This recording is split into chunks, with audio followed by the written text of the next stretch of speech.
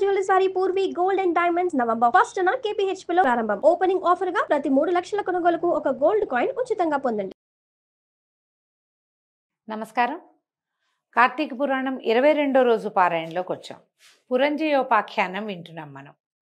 అత్రి మహాముని తిరిగి ఇట్లా చెప్తున్నారట. ఇలాగా సుశీలుని మాట విని పురంజయుడు విష్ణువాలయానికి వెళ్ళి పుష్పములతోనూ ఫలములతోనూ చిగురుటాకులతోనూ దళములతోనూ షోడశోపచార పూజలతోనూ తోటి హరిని పూజించి ప్రదక్షిణ నమస్కారములను సమర్పించి నాట్యమును చేసి హరిమూర్తిని బంగారంతో చేయించి ప్రదక్షిణ నమస్కారాదులతో పూజించాడు. అంటే ఈయన రకరకాల పూజలు చేశాడనమాట. ఈ దళాలు అనగానే తులసి దళము, మారేడు దళము అవన్నీ కూడా సమర్పించాడు. ఎన్ని విధాలో భగవంతుణ్ణి పూజించాడు. పురంజయుడు కార్తీక పౌర్ణమి నాడు రాత్రి హరిని పూజించి గోవింద భృత్యుడై హరినామస్మరణ చేయిచు ప్రాతకాలమున తిరిగి యుద్ధానికి బయలుదేరాడు. తెల్లవారుజాము దాకా పూజించాడు. పూజించి మళ్ళీ వచ్చి మళ్ళా కవచము అన్నీ వేసుకోవాలి కదా, ఇవన్నీ ధరించి ఆయుధాలు అవి ధరించి యుద్ధానికి వెళ్ళాడట. ఇట్లు పురంజయుడు రథమెక్కి ధనుర్బాణముల్ని, కత్తిని, తూణీరమును ధరించి, అక్షయ తూణీరాలు ధరించి, కంఠమందు తులసిమాలను ధరించి, కవచమును ధరించి, తలగుడ్డ చుట్టుకుని త్వరగా బయలుదేరి వచ్చాడు. అట్లా ఊరి వెలుపలకి వచ్చి ఆ నారి టంకార ధ్వనిని చేశాను. ఆ ధ్వనిని విన్నటువంటి రాజులందరూ యుద్ధమునకై తిరిగి వచ్చింది. అంటే ఈ ధనుస్సు ఉంటుంది కదా, దాన్ని అల్లెత్రాడు బిగించి దాన్ని గట్టిగా లాగుతారు. లాగితే అదొక విచిత్రమైన శబ్దం వస్తుందండి. ఎవరైనా నారిని లాగితే యుద్ధానికి నేను సిద్ధమని గుర్తు అనమాట.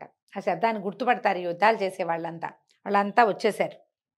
వచ్చిన తర్వాత వాళ్ళు ఏమనుకున్నారు, సింహధ్వనులు చేస్తూ సింహధ్వానాలు చేస్తున్నారు, అరుచి కేకలు పెడుతున్నారనమాట. బాణవర్షాలని కురిపిస్తూ పూర్వంలాగానే ముందు రోజు ఎట్లా జయించామో అలాగే ఈ పూట కూడా ఇతన్ని మనం జయించగలమని అని చెప్పేసి ఈ పురంజయుడి మీదకి దూకేశారట. అంతా పరస్పరము పిడుగుల వంటి బాణాలతోటి, వజ్రముల వంటి కత్తులతోటి, ఐరావతాల వంటి ఏనుగులతోటి, ఆకాశానికి ఎగిరేంత బలమైన గుర్రములతోటి, త్వరగా నడిచేటువంటి పరిగెత్తేటువంటి రథాలతోటి, అన్యోన్య జయకాంక్షతోటి భయంకరమైన సంకుల సమరాన్ని జరిపారు. ఎవరికి వాడికి వాళ్ళకే గెలవాలని ఉంటుంది. యుద్ధం అంటే అంతే కదా, గెలుస్తామనే చేస్తాం, లేకపోతే ఎవరు దిగుతారు? పైగా ఏంటంటే అవతల వాడిని జయించి దీన్ని పొందాలి, విజయలక్ష్మిని వరించాలన్న తీవ్ర కాంక్షతోటి యుద్ధం చేశారు, పట్టుదలతోటి. ఆ యుద్ధం మొత్తంలో రాజులందరూ మదములుడిగి, గుర్రములు హతములై, ఏనుగులు ధరణిపై కూలిపడి, బాణశరాసనములు జారిపడి, కవచములు జీర్ణమై, అంగములు ఖండితములై, రథ గజ అశ్వ పదాతులు అదృశ్యులై, పురంజయుని భటులతో సహా మమ్మల్ని రక్షించు రక్షించు అని ప్రార్థిస్తున్నారట. భటుల్ని అడుగుతున్నారు, వదిలేయండి మమ్మల్ని చంపకండి అని. కాంభోజరాజు తన సైన్యమంతా హతమవటం చూసి పురంజయుడికి ఇక జయము తథ్యమని తలంచి యుద్ధమును చాలించి మిగిలిన సేనలతో తన పురాన్ని చేరాడు. పురంజయుడు జయలక్ష్మి ప్రసాదము వలన జయాన్ని పొందాడు. హరి అనుకూలముగా ఉండిన ఎడల ఏమవుతుంది? శత్రువు మిత్రమగును, అధర్మము ధర్మమగును. ఆ హరియే ప్రతికూలంగా ఉంటే మిత్రుడే శత్రువగును, ధర్మమే అధర్మమగును. భగవంతుడు మన యందు ఉండవలెను. అది హరి గాని శివుడు కానీ, హరిహరాదుల్లో ఎవరైనా సరే మన పట్ల దైవం ఉంటే కనుక ప్రతికూలంగా అయ్యాడా ఓడిపోవటమే. ఎక్కడైనా సరే మనం ఎలాంటి వాళ్ళమైనా భగవంతుడు అనుకూలంగా సానుకూలంగా ఉండి మన యందు దయ కలిగి ఉంటే అన్ని చోట్ల జయిస్తాం మనం. కార్తీక వ్రతాన్ని చేయుచు సమస్త కష్టములను నశింపచేయవాడును, సమస్త ప్రాణులకి రక్షకుడు అయినటువంటి హరిని సేవించిన ఎడల సమస్త దుఃఖములు తొలగిపోవును. విష్ణు భక్తి కుదురుటయే దుర్లభము. అందులోనూ కార్తీక వ్రతమందు ఇచ్చ జనించుట మరీ దుర్లభము. ఇప్పుడు మన కథలో ఈ పురంజయోపాఖ్యానంలో ప్రత్యేకంగా చెప్పబడింది ఏమిటి? పురంజయుడు యుద్ధంలో ఉన్నాడు, అతను పరాజయం పాలయ్యాడు. బోధ కలిగి ఎవరో చెప్పారు అతనికి, నువ్వు హరిని పూజించు, అతను నిన్ను రక్షిస్తాడు భగవంతుడు అని బోధింపబడ్డాడు. మనం సాధారణంగా ఈ బోధలు వింటాం కదా, ఫలానా వాళ్ళ దగ్గరికి వెళ్ళి నీ సమస్య తీరిపోతుంది అని. అలాగే కొత్త దైవాల వెంబడి వెళ్ళిపోతారు. మనకే సొంతానికి బోలెడు ధర్మాలుంటే మన ధర్మాల్లోనే ఉత్కృష్ట ధర్మంగా ఏది చెప్పబడిందో దాన్ని ఆచరిస్తే సరిపోతుంది. ఇతను ఏం చేశాడు? ముందు అహంకారిగా ఉన్నాడు. ప్రధానమైంది ఇతను ఇతర దైవాల నుంచి హరివైపుకి రాలేదు, తనకి తానే దైవంగా భావించాడు. నాకు శక్తిమంతుణ్ణి నేను, నాకు చాలా శక్తి ఉంది, ఈ భుజబలంతో అంటే నా మీద నాకు నమ్మకం ఉంది కాబట్టి నేను ఎవరిని నమ్మక్కర్లేదనుకున్నాడు.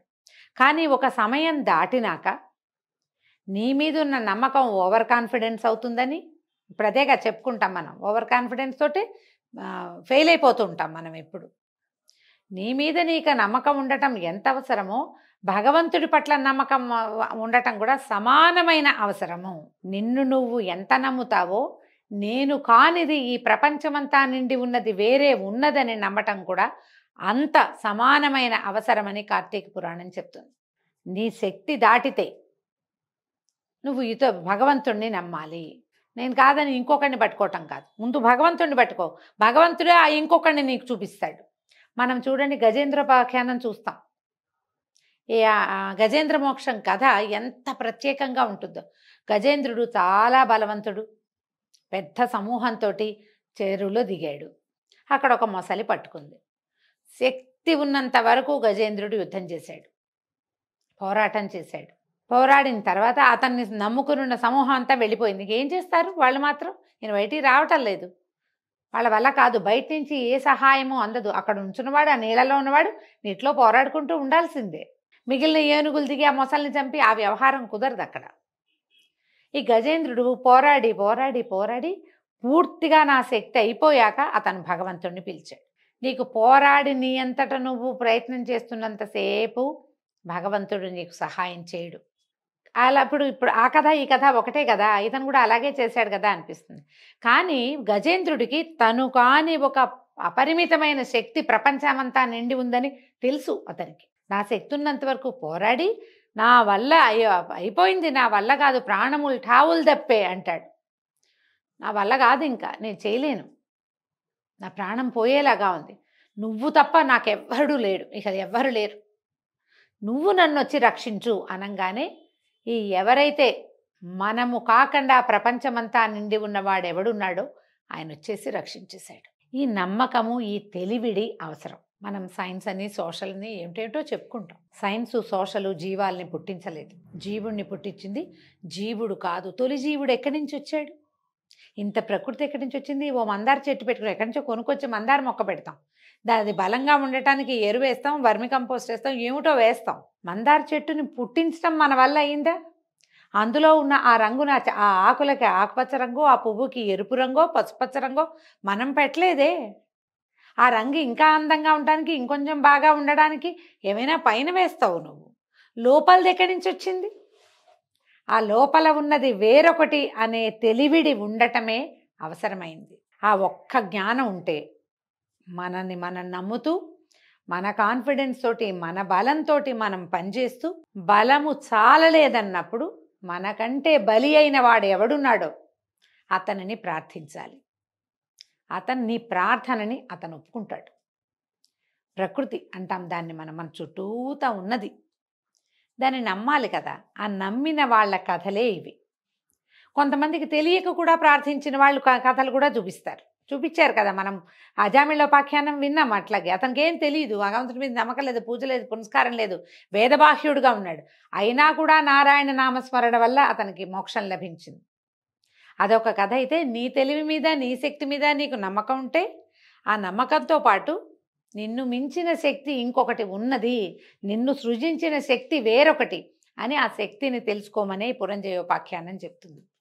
ఇది చూడండి, కలియుగంలో ఒక హరిభక్తులై కార్తీక వ్రత పరాయణులైన వాళ్ళు శుద్ధ వైష్ణవులని తెలుసుకొనవలెను. కార్తీక వ్రతం చేయిచు హరిభక్తి కలిగిన శూద్రులు వైష్ణవోత్తములు అనబడుదురు. ఇలా ప్రత్యేక వాక్యాలు రాస్తారండి. దీని మీదకి వెళ్ళొద్దు, మనం పురాణంగా విందాం అంతే. బ్రాహ్మణులై వేదం చదివినను హరిభక్తి లేని వారు బ్రాహ్మణులు కానట్టే. వేదాభ్యాసం చేసి హరిభక్తి కలిగి కార్తీక వ్రతపరాయణుడైన వాడు వైష్ణవోత్తముడు, వాని యందు హరి నివసించును. ఏ జాతివాడైనా దుస్తర సంసార తరణేచ్ఛ కలిగినేని హరిభక్తిని తెలుసుకొనవలెను. అట్లయినచో వానిని విష్ణుమూర్తి అప్పుడే తరింపజేయును. ఓ అగస్త్య మునీంద్ర, హరిభక్తి పరాక్రమాన్ని ఏ విధంగా వారిని ఒట్టి పరాక్రమం కత్తులు కటార్లు తిప్పేది కాదు, హరిభక్తి పరాక్రమం గురించే చెప్పలేం మనం, అది చాలా పెద్దది. పరాశరాదులు, వశిష్ఠాదులు, అంబరీషాదులు, సగరాదులు కూడా హరిని ఆశ్రయించి పరమపదాన్ని పొందారు. హరిభక్తి యందు నిత్యవ్రతము కలవాడై తాను స్వతంత్రుడైనను అన్యతంత్రుడైనను హరిపూజాసక్తుడు కావలెను. హరి భక్తి ప్రియుడు, భక్తులు హరికి ప్రియులు. తను హరి తన భక్తులకు ఐహికాముష్మికములను ఇచ్చి కాపాడును. ఐహికము ఆముష్మికము ఇక్కడ ఇహలోకంలో ఇక్కడ సుఖాన్ని ఇస్తాడు, పరలోక ముక్తిని సుఖాన్ని కూడా ఇవ్వగలుగుతాడు. భగవంతుడు సమస్త చరాచరములకు ప్రభు అయినటువంటి హరి ప్రపంచమంతా నిండి ఉంటాడు. అట్టి హరి యందు భక్తి కలవానికి కార్తీక వ్రతము సులభమని తెలుసుకొనవలెను. కార్తీక వ్రతంతో సమానమైన వ్రతము, హరితో సమానమైన దైవము, సూర్యునితో సమానమైన తేజోవంతుడు, రావి చెట్టుతో సమానమైన చెట్టు లేవు. కాబట్టి కార్తీక వ్రతము ఇష్టార్థాలను ఇస్తుంది. సర్వ వ్రతోత్తమోత్తమం అన్నమాట, అన్నిటికంటే ఉత్తమమైనది. ఇది సర్వశాస్త్ర సారము, సర్వవేద సమ్మతము. కార్తీక మహాత్మ్య బోధకమైన ఈ అధ్యాయాన్ని నిత్యము వినువాడు విగత పాతకుడై అంతమందు హరిని చేరును. ఈ అధ్యాయాన్ని అంటే ఇది ఒక్కటే కాదండి, పురంజయోపాఖ్యానం మొత్తాన్ని శ్రార్థకాలమందు పఠించిన ఎడల పితరులకు కల్పాంతం వరకు తృప్తి కలుగుతుంది. దీంతో 22వ అధ్యాయం పూర్తయిందండి. రేపు ఉదయం 23వ అధ్యాయంలో మళ్ళీ కలుసుకుందాము. నమస్కారం.